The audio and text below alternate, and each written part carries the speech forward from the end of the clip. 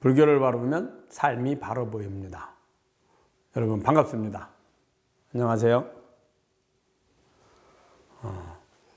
오늘은 이제 재불조사님들의 전법 개성 중에 이제 과거 7불 중에 마지막 7번째 부처님이죠. 현겁의 4번째 부처님이시고 시아본사, 우리 모두의 스승이신 서가모니 부처님을 공부해보도록 하겠습니다. 서가모니 부처님의 개성입니다. 서가모니 부처님은 불자라면 대충 다 아시죠. 과거 7불의 7번째 부처님이고 현겁의 4번째 부처님입니다. 미륵불은 서가모니 부처님 다음에 오시니까 현겁의 5번째 부처님이 미륵불이 되시는 거죠. 서가모니 부처님의 종성은 크사트리아입니다. 크사트리아는 왕족, 귀족 계급을 이야기합니다. 성은 샤카족이죠. 종족은 샤카족이고 아버지는 슈토다나 왕이고 정반왕 그럽니다. 어머니는 마야 부인입니다. 사시는 곳은 카필라성, 카필라성에 이제 사셨죠. 출가를 29살에 하셔가지고 35살에 깨달음을 얻으셨습니다. 그리고 45년 동안 설법을 하시고 80세에 입적하셨습니다. 어느 경전에서는 82세에 입적하셨다는 경전도 있습니다. 근데 보통 이제 80세에 입적하셨다라는 걸 정설로 하고 있습니다. 그리고 이제 제자가 무수히 많았지만 보통 이제 1250명의 아라한을 이야기합니다. 석가모니 부처님께서는 보리수 아래서 깨달음을 얻으셨죠. 보리수 아래서.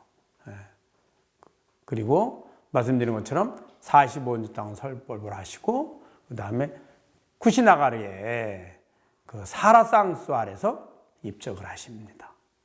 자, 석가모니 부처님은 이제 고타마 시타르타라고 합니다. 이제 고타마는 성씨입니다. 종족은 샤카족이고 성은 고타마였고 시타르타는 이름입니다. 출가 전의 이름인데 뜻은 모든 일이 뜻대로 이루어진다라고 하는 의미를 지니고 있습니다. 석가모니 부처님의 오도성입니다. 별을 보고 깨달음을 얻었으나 깨닫고 난 뒤에는 별이 아니다. 사물을 쫓아가지 않지만 그렇다고 무정물도 아니다. 이렇게 말씀하셨습니다. 자, 별을 보고 깨달음을 얻었습니다. 인견, 명성, 운호도랍니다. 인견, 명성, 명성이 딱 뜨는 것을 보고 깨달음 얻으셨거든요. 그래서 별을 보고 깨달음 얻었으나 깨닫고 난 뒤에는 별이 아니다. 깨닫기 전에는 분명히 내 밖에 별이었거든요.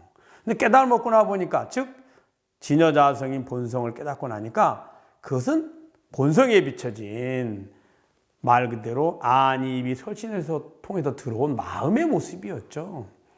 그래서 별을 봤다는 것, 본인이 깨달음을 얻었다는 것, 이것조차 다 본성인 마음에 비춰진 모습입니다.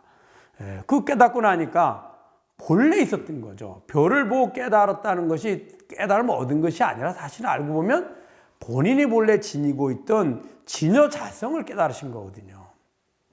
본래 있었죠. 깨닫고 나 보니까 모든 것이 다 마음의 모습이었습니다. 태어나서 출가해서 고행을 하고 깨달음을 얻고 이 모든 것이 다 진여 자성에 비춰진 마음의 모습이었죠. 그래서 깨닫고 난 뒤에는 별이 아니다. 별이 이다 아니다 아니라 우리가 생각하는 실제로 내 밖에 존재하는 대상이 아니라 별이 아니라 내 마음의 모습이었다는 거죠. 사물을 쫓아가지 않지만 그렇다고 무정물도 아니다. 그러면 다 사라지고 아무것도 없고 마치 무정물처럼 모든 걸 모르는 거냐? 그렇지 않습니다.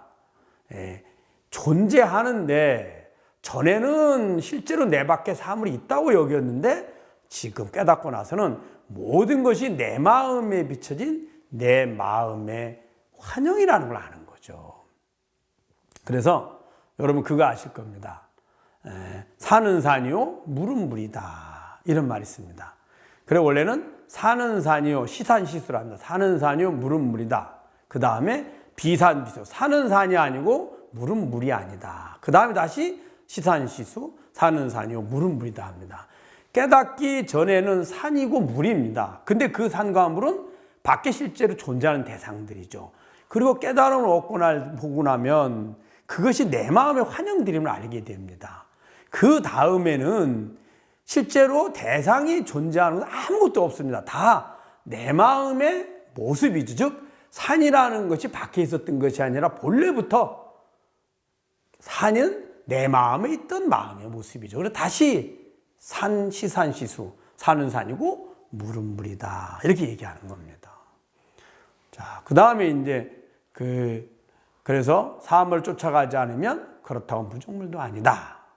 다시 한번 보면 별을 보고 깨달음을 얻었으나 깨닫고 난 뒤에는 별이 아니다. 사물을 쫓아가지 않지만 그렇다고 무정물도 아니다. 라고 한 겁니다. 자, 그 다음에 전법 개성이 있습니다. 가섭존자의 전법한 개성이. 마음은 본래 없는 마음에서 나오는 것. 없는 마음의 마음도 또한 마음이라네.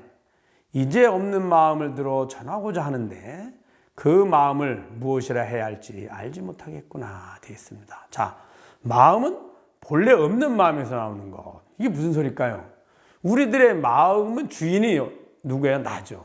내가 없으면 내 마음은 있지 않습니다.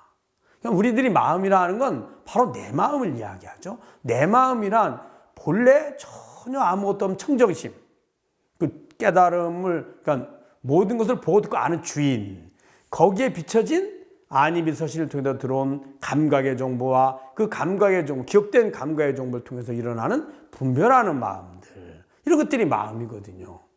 그 마음의 주인은 그 주인인 텅 비어 있는 나로부터 나오는 겁니다. 그래서 마음은 본래 없는 마음에서 나오는 것이다. 이렇게 한 거죠. 네. 그 다음에 없는 마음의 마음도 또한 마음이라네. 즉, 그 텅 빈 그 마음에서 나온 마음의 환영이지만 그게 마음의 모습이라는 겁니다. 왜 이렇게 없는 마음의 마음 이런 말을 썼냐면 중생들이 그게 실제로 뭔가 있다고 생각하거든요. 네.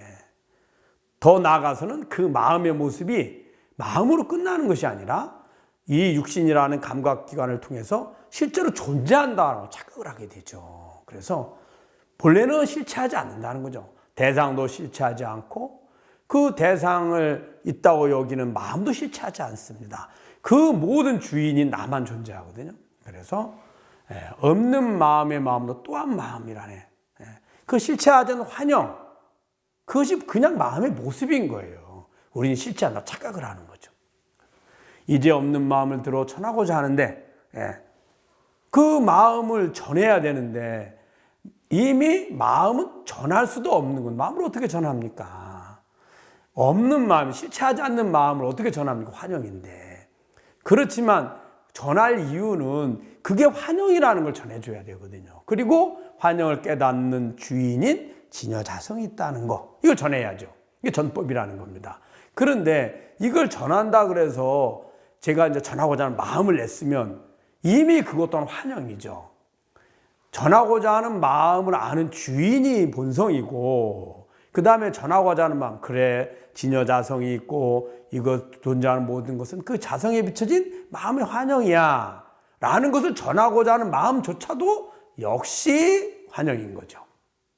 그래서 이제 없는 마음을 들어서 전하고자 한다. 이렇게 한 겁니다. 그 마음을 무엇이라 해야 할지 알지 못하겠거나, 즉 그 마음을 전하고자 하는 마음 어떻게 표현할 수가 없습니다. 아무리 표현을 해도, 언어로 아무리 잘 표현해도 언어는 마음의 모습이잖아요. 마음은 자성에 비춰진 마음이지 자성이 아니잖아요. 즉 그 텅 비어있는 진여자성이 비춰진 환영임을 전해야 되는데 아무리 전하려고 노력하는 순간에 이미 뭐예요? 다시 마음의 환영이 되거든요. 그러니 언어로도 전할 수도 없고 행위로 전하면 어떠한 행위도 마찬가지죠. 마음이 있고 그걸 몸으로 실천해 보이는 것이 행위잖아요. 그것 또한 자성에 비춰진, 본성에 비춰진 마음의 모습이거든요. 그래서 전할 수 없다는 겁니다. 여기에 맞는 말이 그래서 언어도단이다 이런 말이죠. 언어로서는 길이 끊겼다. 이제 그렇지만 전할 수밖에 없습니다. 왜 그래야 될까요? 중생들은 그래야 알아들을 수 있거든요. 그렇지 않으면 부처님께서 언어로나 행위로 전해주지 않았으면 어떻게 이 존재하는 모든 것이 마음의 환영이고 그 마음의 환영을 아는 주인만이 오직 존재하고 여에 변하지 않고 영원한 거다. 그게 바로 나다. 본성, 자성이다. 그게 열반의 해탈이다. 이걸 어떻게 알겠습니까? 그래서 부처님의 법은 그 본성을 환영인 마음을 통해서 언어를 통해서 전해준 거죠. 그래 그 언어를 통해서 즉 환영을 통해서 환영의 주인을 알아차려가 하는 겁니다. 그것이 바로 깨달음이거든요. 그래서 부처님의 경전은 우리가 달을 가르치는 손가락 이렇게 말하죠. 손가락을 아무리 잘 알아도 부처님이 전하고자 한 달이 아니거든요. 그래서 흔히 그러죠. 달을 보지 않고 손가락을 본다. 이 말은 부처님의 가르침 경전이나 혹은 조사 스님들의 가르침인 법을 그 언어로 된 것을 본인이 공부하고 이해하고 익히면 그게 진리라고 여기는 어리석음을 이야기합니다. 그래서 부처님께서도 전법을 이와 같이 말씀하셨던 거죠. 다시 한번 읽어볼까요? 마음은 본래 없는 마음에서 나오는 것, 없는 마음의 마음도 또한 마음이라네. 이제 없는 마음을 들어 전하고자 하는데 그 마음을 무엇이라 해야 할지 알지 못하겠구나 라고 말씀하셨습니다. 여러분 잘 아셨죠? 다음 시간에는 이제 석가모니 부처님까지는 이제 그 깨달음의 연기보다는 개송 위주로 나오니까 개송을 했고, 다음부터는 석가모니 부처님께서 이제 깨달음 얻고 나서 제자들에게 가르침을 준 그러한 이제 연기들이 있습니다. 내용들이 그것을 하고, 그 다음에 가섭존자, 그 다음에 이제 후대로 내려온 조사 스님들은 그 깨달음을 얻게 된 연기와 또 전법하게 된 연기, 또 거기에 따른 전법 개송까지 함께 하도록 하겠습니다. 이런 내용들은 말씀드린 것처럼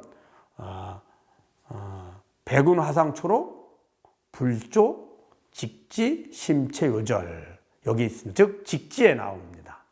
여러분들이 혹시 이제 그 듣는 것만으로 부족하시거들랑 책을 구입하셔도 좋습니다. 무비 큰 스님께서 잘 이렇게 그 해설해 놓으셨습니다. 잘 강설해 놓으셔가지고 내용이 너무 좋거든요. 그 교재를 같이 보면서 들으면 훨씬 이해도가 높지 않을까 싶습니다. 그래서 다음부터는 석가모니 부처님의 이제 깨달음을 얻고 전법한 그런 과정들, 또 가섭존자로부터 내려가면서는 깨달음 얻게 된 연기와 또 전법의 연기 이런 것들을 함께해서 공부해 보도록 하겠습니다. 여러분 잘 아셨죠? 네. 불교를 바로 보면 삶이 바로 보입니다. 불바보 TV의 목정이었습니다. 다음 시간에 뵙도록 하겠습니다. 감사합니다.